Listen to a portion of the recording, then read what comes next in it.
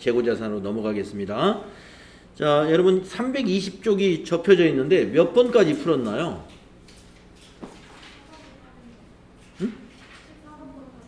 14번부터요. 네, 그러면 자 14번부터 320페이지 14번부터 건너뛰기로 또 풀어보도록 할게요. 자, 주식회사 3일은 2020년 12월 1일에 100만원에 매입한 단기 매매증권을 21년 1월 31일에 80만원에 처분을 하였답니다. 자, 12월 1일날 100만원에 매입했던 매매증권을, 단기 매매증권을 다음에 1월 31일날 80만원에 처분했으니까 20만원 낮은 가격으로 처분했다는 겁니다. 이 경우 단기 매매증권 처분 손익은 얼마요? 이랬어요.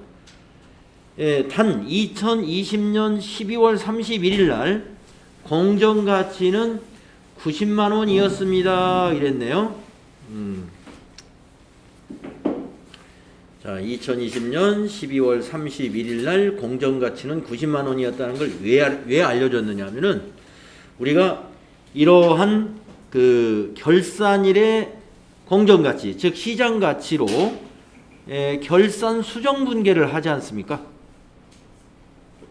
그래서 2020년 12월 31일 현재 결산 수정분계에 의해서 100만원짜리가 90만원으로 평가가 되어 있기 때문에 여기서 물어보는 처분 손익은 이 평가된 90만원과 처분한 80만원, 이걸 비교를 해야 된다, 이런 얘기입니다. 그래서 10만원, 20만원이 아니라 10만원 처분 손실이 발생한다. 답은 10만원이 됩니다. 1번이죠. 단기 매매증권 처분 손실 10만원.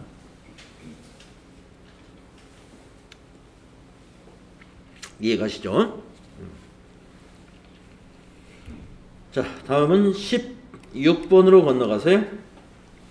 다음 거래에서 매출 채권으로 계상되는 금액은 얼마인가 이랬습니다. 자, 여러분 매출 채권이 외상 매출금하고 받으러움이라는 거 알고 계시죠? 외상 매출금과 받으러움. 자, 그러면 주식회사 3일은 상품 1000개를 개당 5,000원에 판매를 했다라고 합니다. 개당 5,000원에 판매했다. 잠깐만요. 입실 찍으셨나요? 네. 네.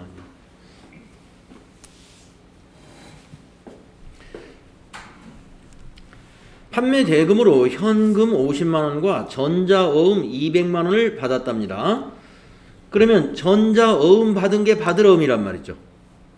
이게 매출채권이 일단 되고 나머지는 2개월 후에 받기로 했답니다. 바로 2개월 후에 받기로 한 것은 외상 매출금이 되죠. 그러면 나머지가 얼마인가를 판단하시면 되겠습니다. 자, 1000개를 개당 5,000원에 팔았으니까 500만원. 500만원이 상품 매출이에요. 그 500만원 중에서 250만원 받고 나머지 250만원을 2개월 후에 받기로 한 거죠. 이렇게 따져서 계산해 두시면 돼요. 그래서 외상 매출금 250에다가 어음 받은 거 200, 그래서 매출채권은 450만원이 된다. 3번이 답인 것이죠. 매출채권은 받으러움과 외상 매출금을 매출채권이라고 합니다. 네, 의문 나는 점이 있으면 바로바로 그때그때 질문하시는 게 좋아요. 다음에 18번으로 가볼게요.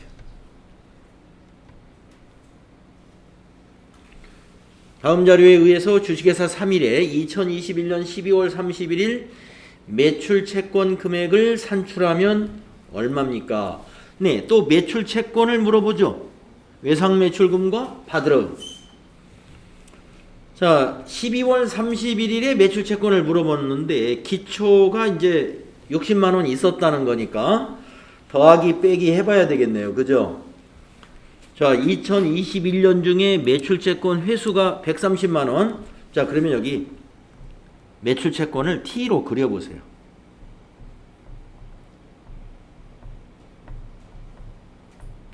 자, 매출채권은 외상매출분과 받으러움이니까 이 기초는 어디에 적혀요? 전기 2월 차변에 기록되는 거죠. 자, 두 번째 줄 회수액. 여러분 외상매출금이나 받으러움을 받으면 어디에 기록돼요? 대변에 기록됩니다. 받으면 회수하면.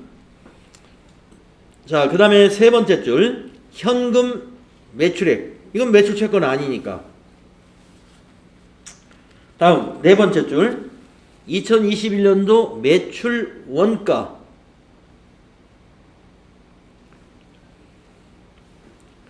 그 다음에 자, 매출 원가는 이게 여기에 지금 말이죠. 이 매출 원가하고 매출 총이익을 알려주는 것은 뭘까요? 이 두 개를 합치면, 이 두 개를 더하면 뭐가 될까요? 매출 원가하고 매출 총이익을 더하면 뭐가, 그 위에 있는 거 뭐가 나오죠?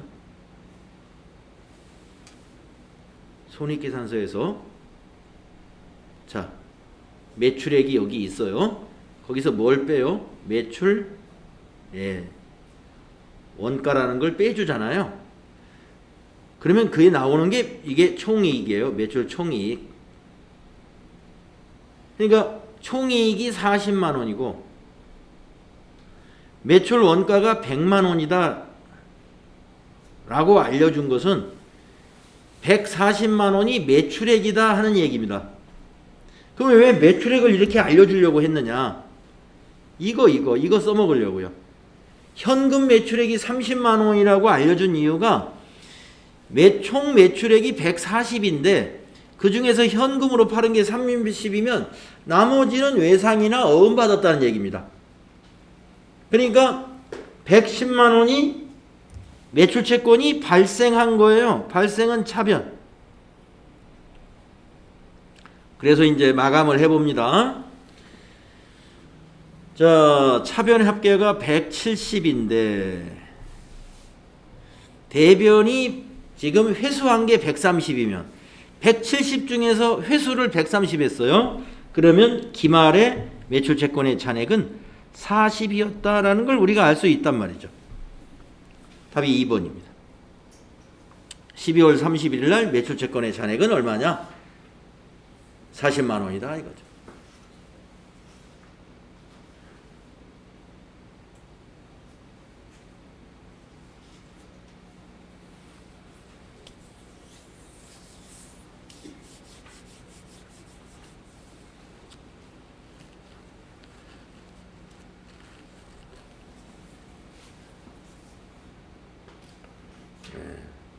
정리되시죠?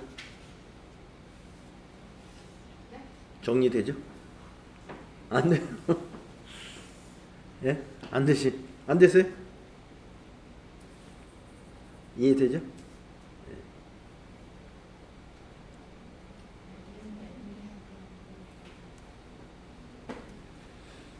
T계정 그려가지고 이렇게 대입해봐야 빨리 이해가 돼요. 네. 오늘 결석하시는 분이 있을 것 같아서 제가 지금 녹화는 하고 있습니다. 그래서 오늘 수업은 1교시 거는 지금 녹화를 시작했으니까 중단하지 않고 끝날 때까지 녹화해서 결강생 교실에다가 올려놓겠습니다. 지금 이 설명을 나중에 한번, 지금 이해가 안 가시면 다시 한번 들어보십시오. 자, 19번을 넘어서 20번으로 가볼게요. 대손충당금의 과소 설정이 재무제표에 미치는 영향. 바르게 나타낸 것은 자산의 영향은 있겠죠. 대손충당금은 매출채권의 차감 계정이니까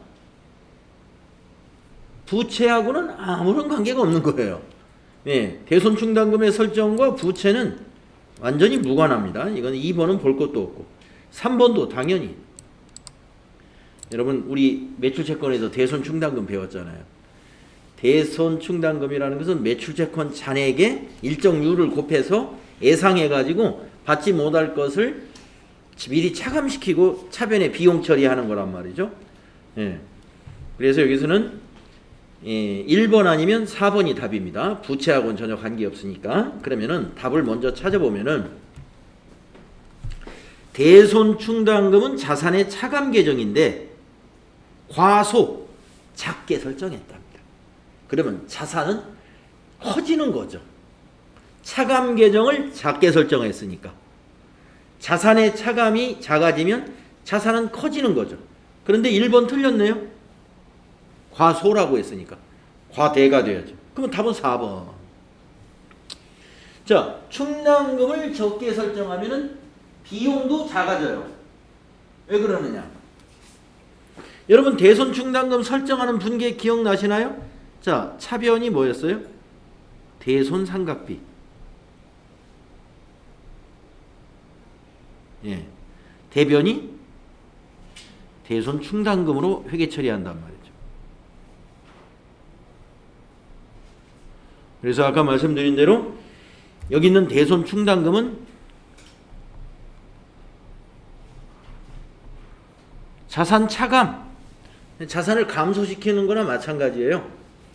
차변의 대손 상각비는 비용 발생. 근데 여기서 지금 뭐냐면은 이 대손 충당금을 적게 과소 설정했으면 대손 상각비도 작아지는 겁니다. 차변 대변 똑같은 금액으로 회계 처리하는 거니까. 그러니까 비용을 작게 설정하면 이익은 어떻게 돼요? 커지는 거죠. 그래서 바른 것이 4번이 됩니다. 대손 충당금의 설정 분계를 아셔야 일단 여기서 2번과 3번은 부채하고 전혀 관계없는 거래이기 때문에 제껴놓고 비용 발생은 이익에 관련이 있는 것이고 자산 차감은 자산과 관련이 있는 거기 때문에 그 두 개를 가지고 판단하셔야 되는데 자산 차감을 작게 하면 자산은 커져야 되는데 과소라고 했기 때문에 이게 틀렸고 4번이 맞는 것이다. 비용을 작게 설정하면 이익은 커지는 것입니다. 재무제표에 미치는 영향에 대해서 문제를 아주 잘 냅니다.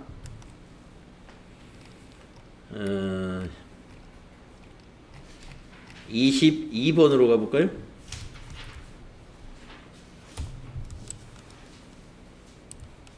다음 거래에 대한 분계로 옳은 것은 다음에 거래에 대한 분계로 옳은 것은 자 매출거래처 파산으로 외상매출금 50만원이 회수불능하게 되다.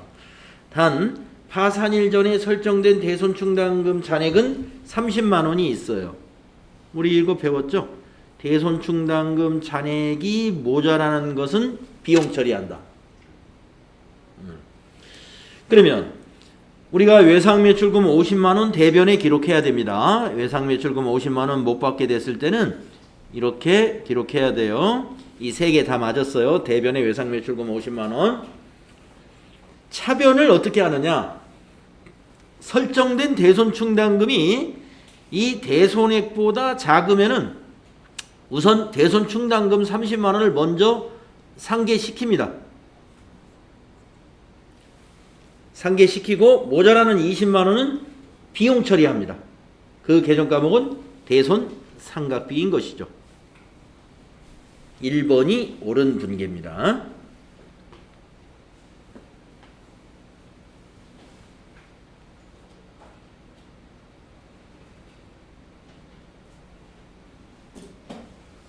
(1번이에요) 자, 그 다음에 24번으로 한번 가볼까요? 다음은 기말 매출채권에 대한 대손 추정을 위한 연령 분석 현황이다. 우리가 그 대손 예상액을 계산하는 방법에는 연령 분석법도 있다고 그랬죠. 잔액 비례법도 있고 예, 지금은 이거는 연령 분석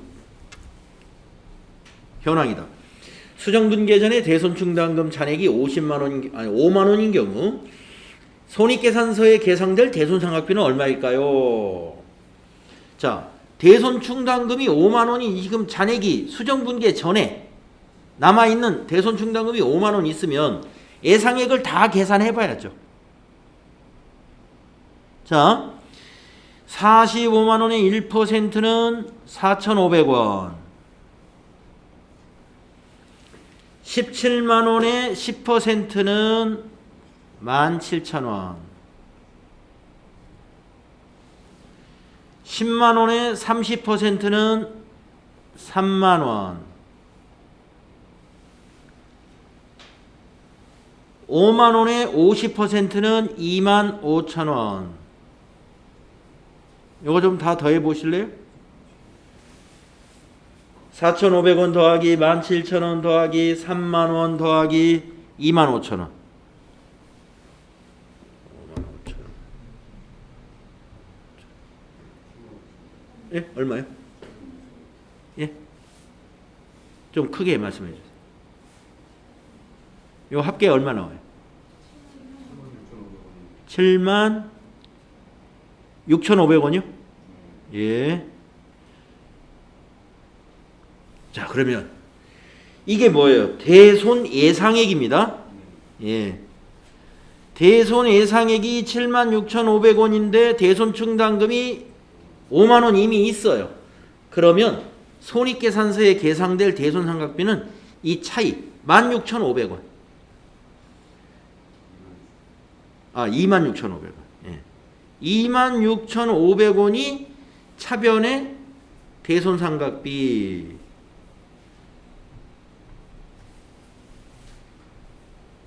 가 되고 대변이 대손충당금.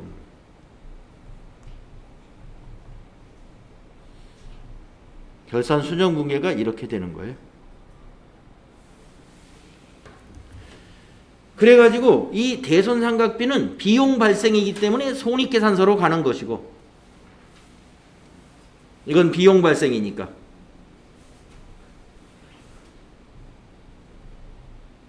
대변의 대손충당금은 자산의 차감 계정으로 대손충당금으로 가는 거죠. 자산 차감. 그래서 결국에 지금 수정 전에 대손충당금이 5만 원 있지 않습니까? 이 5만 원하고 요 26,500원이 더해져서 예상액만큼 대손충당금이 76,500원으로 기말에 정리가 되는 거예요. 그래서 여기에서는 손익계산서상의 대손상각비가 얼마냐니까 이걸 물어본 거죠. 이게 얼마냐? 3번이 것이죠.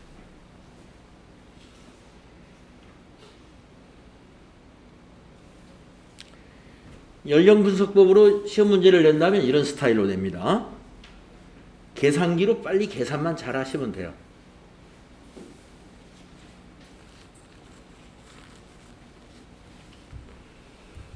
자, 다음에 26번으로 가보겠습니다. 다음 자료에 의한 외상매출금 회수액은 얼마냐? 이런 문제를 만나시면은요, 이렇게 시험지 빈 곳에다가 외상매출금이라고 생각하시고 T자를 하나 그리시는 거예요. 이 외상매출금 자산이잖아요? 그러면 전기 2월은 어디에 적혀요? 차변에. 자산의 전기 2월은 항상 차변이에요. 자, 기중 대손 처리액이다. 외상매출금 못 받게 됐어요. 이게 대손 처리액이라는 건 대변에 적죠? 못 받게 된 거는 외상매출금에서 감소하는 거니까. 외상매출금 대변에 10만 원 적히겠습니다.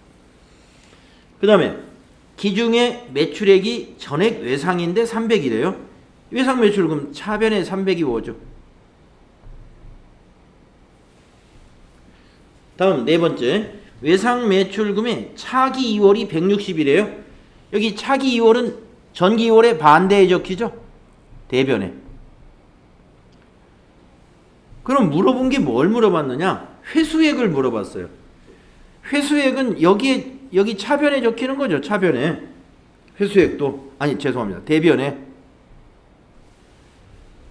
회수하면 대변에 적혀요. 자, 그러면 차변의 합계가 전부 얼마예요? 400이고 대변도 400으로 마감을 하는 거예요. 여기 차기월도 여기 적혀 있으니까. 그러면 차기월하고 대손해가고 더하면 170인데 그러면 회수가 400 중에서 170을 빼면 되죠. 230인가요? 예. 230을 회수했다는 얘기입니다.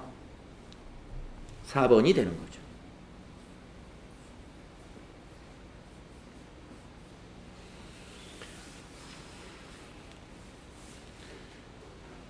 네.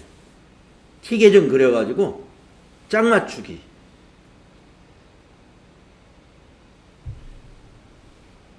짝 맞추기. 그래서 회수액은 외상매출금의 대변 쪽이다. 외상매출금을 현금으로 회수했다. 그러면 여러분 분기 어떻게 돼요? 차변의 현금, 대변의 외상매출금. 그래서 외상매출금 회수액은 외상매출금 계정 대변에 오는 거예요. 대변에. 그래서 대변에 오는 거 다 적어보고 대변 합계가 400만 원이 되려면 요거 괄호는 얼마가 돼야 될까? 이렇게 하면 금방 230이다 하는 걸 우리가 이렇게 산출할 수가 있게 된다는 것입니다. 이런 스타일로 이런 문제를 해결하면 좋습니다. 자, 27번은 뭔가 복잡해 보이니까 이거 한번 풀어볼까요? 다음 밑줄 친 부분에 속하는 개정 과목으로 옳은 것은 지금까지는 소비자에게 18만 원의 보조금. 자, 내용을 읽어봐야 되겠네요. 이동통신업계 회계처리 기준 논란. KTF는 기존 보조금과 달리 가입 기간을 예상할 수 있고 중간에 해지하면 유약금도 받는 의무 약정 보조금은 투자비나 연구개발비처럼 자산으로 처리한 뒤에 상각할 수 있다고 주장한다. 그러니까 우리가 그 통신사 통신사에 이제 그 통신 가입하면은 그 보조금 받는 걸 말하는 거예요. 통신사 입장에서는 보조금을 가입자에게 돈을 주는데 이것은 자산으로 처리하는 것이 맞다고 주장을 한다는 겁니다. 지금까지는 소비자가 18만 원의 보조금을 주면 소비자에게 18만 원의 보조금을 주면 그 해당 월에 전부 한꺼번에 비용 처리를 했지만 앞으로는 이 비용을 24개월간 월 7,500원씩 나눠서 처리하는 것이다. 마치 유형자산의 감가상각 같듯이. 그러니까 자산 처리하자 이 말입니다.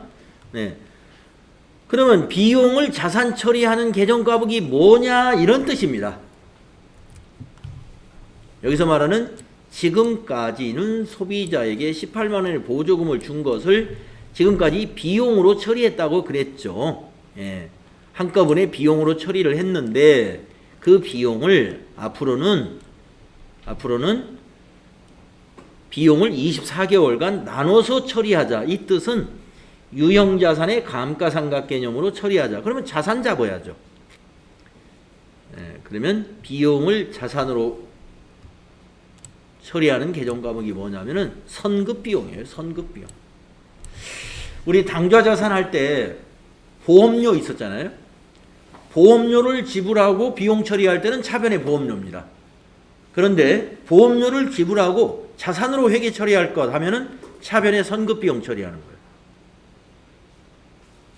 여러분 비용을 자산으로 회계 처리한다 그러면 선급비용을 여기서 의미하는 것이에요. 다른 거는 보시면 선수수익 관계없습니다. 선수수익은 부채입니다. 이거 부채. 선급비용 자산이. 임차료 비용이죠. 임차료 비용입니다. 매출액 수익입니다. 그래서 아직 여러분이 이제 현재 자산 개정 과목만 우리가 정리하고 있지 않습니까? 그렇기 때문에 선급 비용만 이제 우리가 앞에서 정리를 했었는데, 이제 부채에서 선수 수익이라는 것도 있고요. 비용에서 임차료 이런 개정 과목이 있고, 매출액이라는 것은 상품 매출이니까 수익 개정 과목입니다.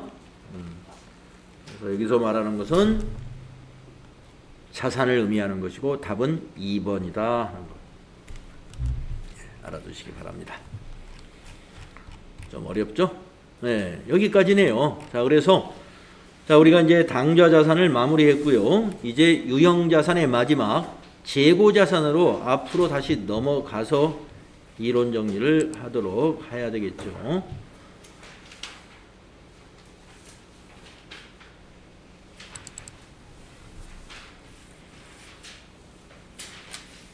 우리가 그동안 당좌 자산까지 공부하면서 회계의 그 이론에 상당히 많은 부분의 진도가 나갔다 이렇게 보셔도 좋아요. 페이지 쪽수는 얼마 안 되지만 공부한 양은 상당히 많은 부분이었습니다. 관련된 개정 과목까지 함께 여러 가지를 우리가 공부했고요. 자, 이번에는 재고 자산에 대해서 우리가 알아보겠는데요. 재고 자산이란 무엇인가? 54페이지 위쪽을 한번 보시게 되면은 우리가 유형 자산 중에서 판매를 거치지 않고 현금화하는 게 당좌 자산이었죠. 아니 죄송합니다. 유형 자산이 아니라 유동 자산 중에서 실수했어요. 유동 자산 중에서 판매를 거치지 않고 1년 내에 현금화가 되는 자산을 당좌 자산이라고 했습니다. 그죠? 그러면 재고 자산은 뭐냐? 판매를 해야 현금이 되는 거예요. 한마디로 재고 자산은 정상적인 영업 과정에서 판매를 위하여 보유하고 있는 자산 또는 생산 중에 있는 자산, 제조업 같으면 또는 생산에 투입할 자산, 원재료나 소모품. 자, 판매를 위해서 보유한다. 그러면 상품, 제품이 되겠죠. 개정 과목으로는. 상품은 사다가 파는 거고 제품은 만들어서 파는 겁니다. 판매를 위하여 보유했다. 그러면 상품이나 제품이 되겠고 또 제조업 같으면 지금 만들고 있는 도중 아직 완제품은 안 됐어요. 생산 중에 있는 자산은 제공품이라고 그러죠. 제공품. 제공품. 지금 생산 중에 있는 자산의 개정 과목입니다. 또 생산에 투입될 원재료의 형태인 거. 이거 그냥 원재료예요. 개정 과목 자체가 원재료입니다. 그 다음에 생산에 투입할 소모품. 이것도 그냥 소모품이에요. 그냥 소모품. 그럼 여기 지금 재고자산의 설명 과정에서 개정 과목이 지금 여러 개가 나와 있습니다. 판매를 위하여 보유한다. 상품, 제품. 생산 중에 있다. 제공품. 생산에 투입될 원재료, 또 생산에 투입될 소모품, 이게 다 재고자산의 개정 과목입니다. 재고자산의 정의. 우리가 뭐 원재료나 이 제공품도 결국에 나중에 시간이 흐르면 다 뭐가 돼요? 제품이 되죠. 제품. 그래서 결국에 재고자산 하면은요, 한마디로 설명하면은 판매를 위하여 보유하고 있는 자산이 재고자산입니다. 판매를 위하여 보유하고 있는 자산을 재고자산이라고 한다.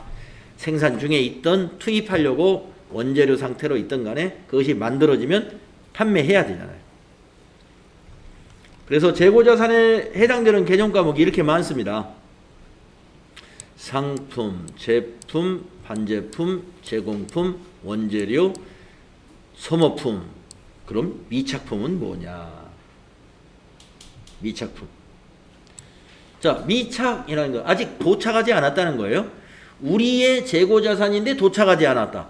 이거는 수입품의 경우에 적용을 하는데, 거리상의 문제로 우리가 무역업에서는요, 도착지 인도 기준, 선적지 인도 기준이라고 하는 인도 조건들이 있습니다.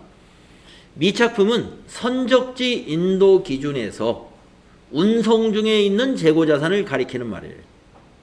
선적지 인도 기준일 때 운송 중인 자산. 그래서 설명을 보면 미착품, 상품이나 원재료 등을 주문하였으나 아직 회사에 입고되지 않은 재고 자산이다. 입고되지 않은 재고 자산이라는 말은 운송 중에 있다는 뜻이죠. 운송 중에. 그래서 그걸 미착품이라고 합니다. 근데 조건은 뭐라고요? 선적지 인도 기준이라는 조건이었을 때 미착품이 매입자의 재고 자산이 될 수 있는 것입니다. 그래서 미착품은 이름이 이렇게 붙어요. 그것이 상품이면 미착 상품. 그것이 만약에 원재료면 미착 원재료. 이렇게 앞에 미착을 붙여가지고 미착 상품, 미착 원재료. 이런 식으로 개정 과목을 만들었습니다. 소모품은 소모성 물품으로서 생산에 투입할 목적으로 보유하고 있는 재고자산을 소모품이라고 합니다. 원재료하고 소모품은 어떻게 다르냐 하면요. 예를 들어서 제가 근무했던 회사가 이천에 있는 공장이 하나 있는데 옥수수를 가공하는 회사예요. 옥수수에서 전분, 그 다음에 과당 이런 것들을 뽑아냅니다. 그러면 옥수수를 침전을 시켜가지고 이게 물에 담궈 놓는 거예요. 침전. 그래가지고 거기서 몇 가지 화공약품을 투입합니다. 그래야 거기에서 이 분해가 일어나가지고 전분이나 또는 포도당, 과당, 물엿 이러한 고형물질들을 이렇게 서로 분리를 해내요. 분말로 나온 게 전분. 그것이 액체 형태로 나오면 물엿, 과당, 포도당 이런 것들이 만들어지는 거죠. 그러니까 원재료는 뭐냐면 옥수수입니다. 옥수수인데 옥수수 혼자서 이렇게 제품 분해가 안 돼요. 그러니까 뭐예요? 생산 과정에 그러한 일정한 약품들을 넣어요. 그게 소모품입니다. 그러니까 그 약품이 전분에 이렇게 묻어 있지 않아요. 그러니까 완제품이 됐을 때 이미 소모품은 다 제공품 과정에서 그 공정에서 다 없어져 버립니다.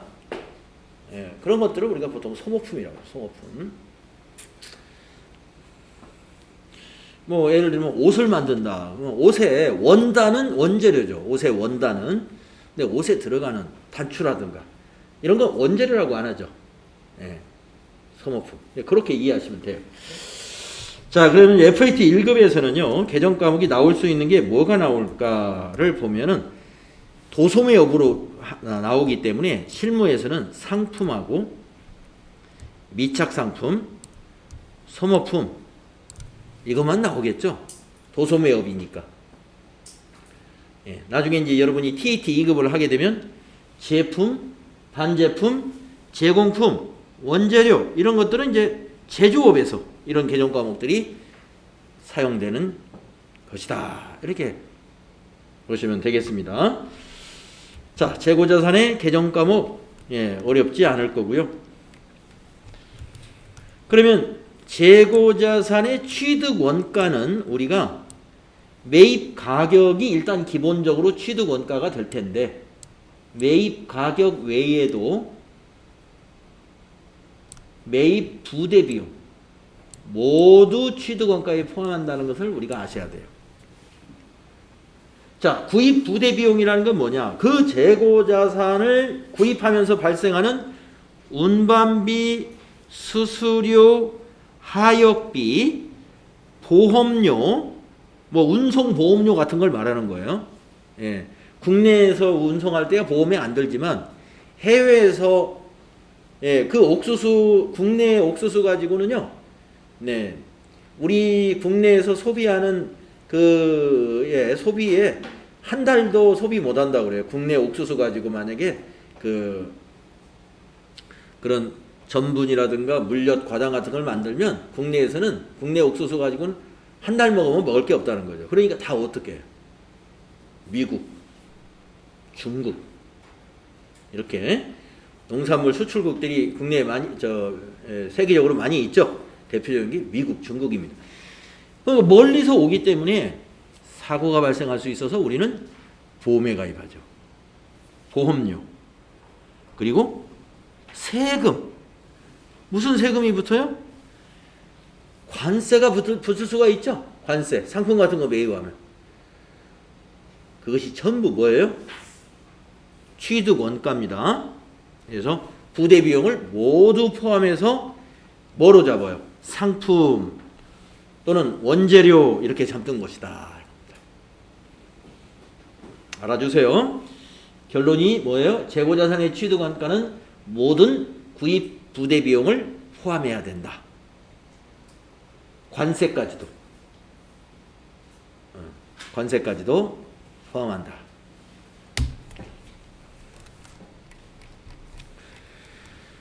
그 다음에 이제 그러면은 상품, 이제 우리가 매입했을 때 분계가 이렇게 되는 거예요. 요거 지나갔는데, 매입을 하면 분계가 차변에 상품, 부대비용 포함해서 얼마, 대변에 외상으로 샀으면 외상 매입금, 부채, 증가, 그 다음에 현금으로 샀으면 현금, 자산 감소 얼마 이렇게 회계 처리하시게 됩니다. 그런데 요 상품에서 빼야 되는 것이 있어요. 빼야 되는 게 다음 페이지에 나오네요. 차감. 그게 뭐냐면 매입할 때 애누리, 매입하고 반품시킨 거, 그 다음에 매입 할인 요 세 가지인데요. 요 세 가지를 좀 이해를 해 주셔야 되는데 상품의 차감 계정입니다. 요 세 가지가 상품 차감 계정, 상품에서 빼주는 계정이다. 그러면은 뭐냐 하면은 매입 애누리라는 것이 뭔지를 알아야 되잖아요. 매입 애누리는 매입한 재고자산 중에서 하자나 파손이 있는 재고자산에 대해서 가격을 인하받는 것을 말합니다. 그게 매입 애누리예요. 매입 애누리. 그러면 환출은 뭐냐? 매입 환출은 재고자산 중에서 매입한 재고자산 중에서 파손이 있는 상품에 대해서 반품하는 것이 환출입니다.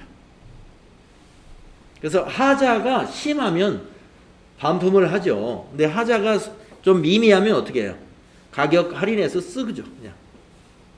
예.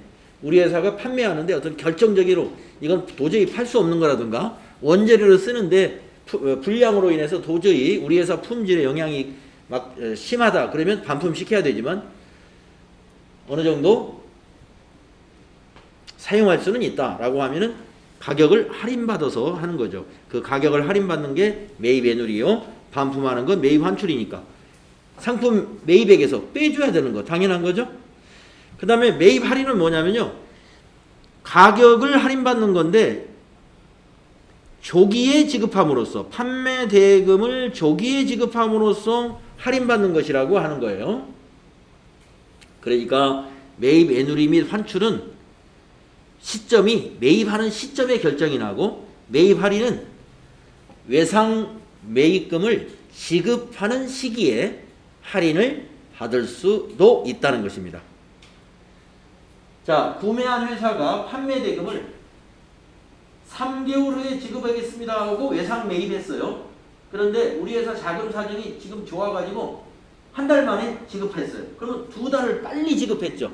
그러면 약정에 의해서 2달 빨리 지급한 거에 대한 할인을 받아야 돼요.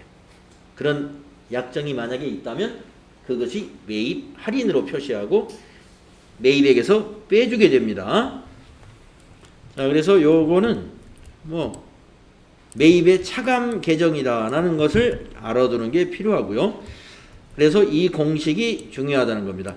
상품의 순매입액이라는 것은 총 매입액에다가 총 매입액에는 부대 비용을 다 포함하죠.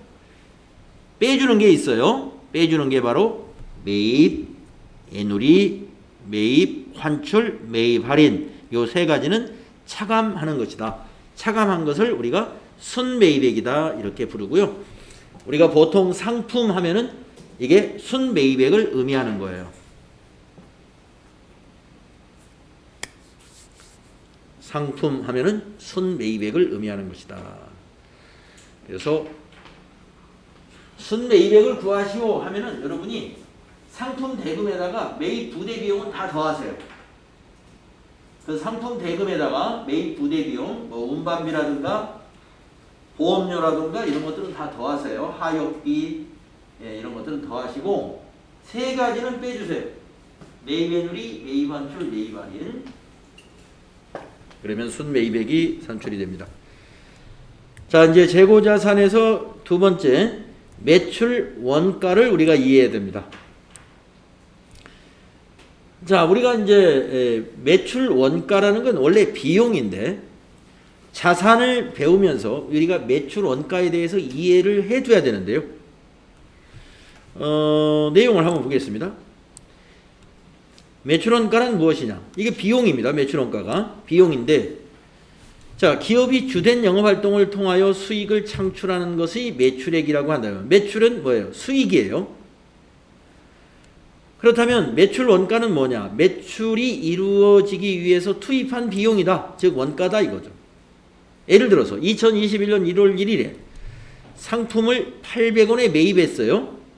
그래가지고 2월 1일에 한 달 있다가 1,000원에 판매를 했다면 이러한 거래에 대해서 다음과 같이 구분하여 분개할 수 있다. 즉 회계 처리할 수 있다는 얘기입니다.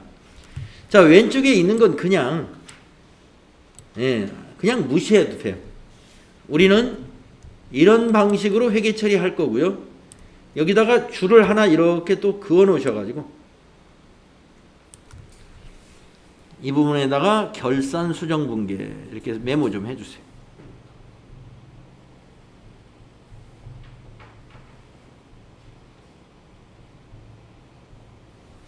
결산 수정 분계.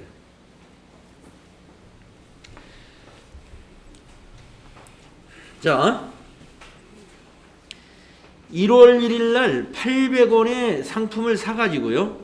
2월 1일 날 1,000원에 팔았을 때 어떻게 회계 처리하는지 우리 앞으로 이런 방식으로 회계 처리할 거니까요. 자, 1월 1일 날 매입 당시 회계 처리입니다. 차변의 상품 800원, 자산 증가. 대변의 현금 800원, 자산 감소. 매입 시 회계 처리 이렇게 하면 돼요.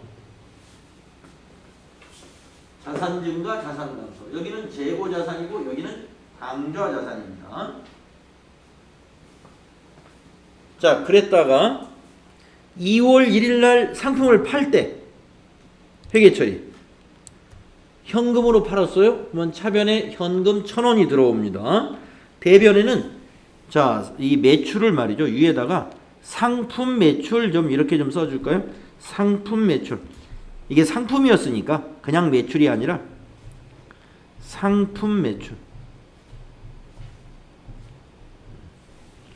상품 매출. 상품 매출은 매출액이나 마찬가지예요. 매출액. 자, 수익이죠. 이게 상품 매출은 수익 계정 과목이에요. 상품 매출 수익입니다. 그래서 이 거래는 대변의 수익 발생 1,000원, 차변의 자산 증가 1,000원입니다. 수익이 발생해서 자산이 증가한 거래이죠. 자, 매입 시에 회계 처리하고 2월 1일 날 상품을 판매했을 때 회계 처리만 보면은 아직 비용 처리가 안 됐죠. 자산 감소도 안 돼 있어요. 상품을 팔았는데 수익 발생이에요. 우리 회계 처리 이런 방식으로 할 거예요. 그러면 비용 발생시키는 건 언제 시키고 자산 감소는 언제 시키느냐? 상품을 팔았으니까 그 상품은 없어졌잖아요.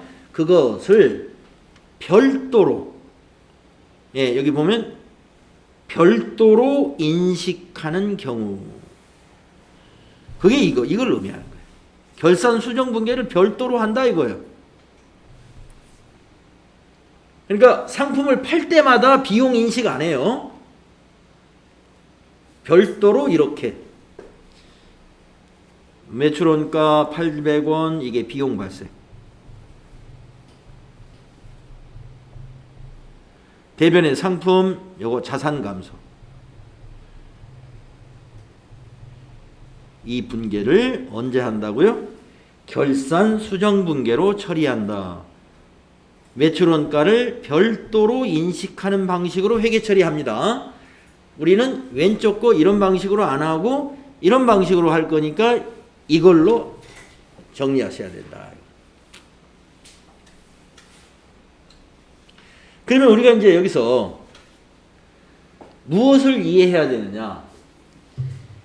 지금은 딱 상품 한 개를 사가지고 한 개를 팔았을 때를 하는 건데, 자, 상품이라는 것은 1월 1일 날도 매입하고 1월 10일 날도 매입했을 것이고 1월 20일 날도 매입할 수 있죠. 계속 이어지는 거예요. 매입이라는 건.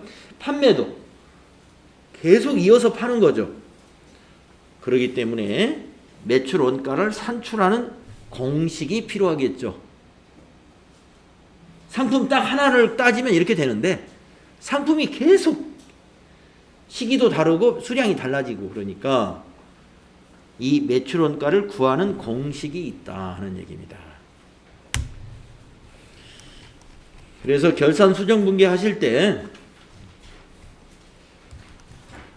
이러한 방식으로 우리는 매출 원가를 계산한다 이거예요. 자, 매출 원가 공식 반드시 알아둬야 되는데 상품 매출 원가는 기초 상품 재고액을 당기 상품 매입액에다 더합니다. 그러면 이 두 개를 더한 걸 뭐라고 하느냐? 판매 가능 금액이다 그래요. 판매 가능 금액.